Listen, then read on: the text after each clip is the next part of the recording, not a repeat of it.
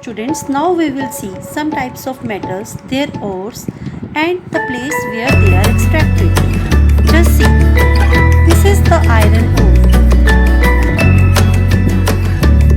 This is the picture of gold ore.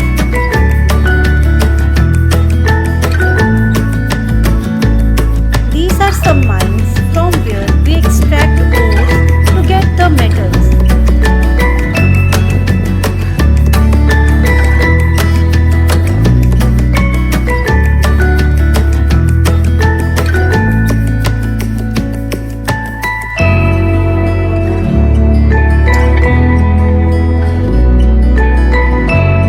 From these mines, we extract different metals.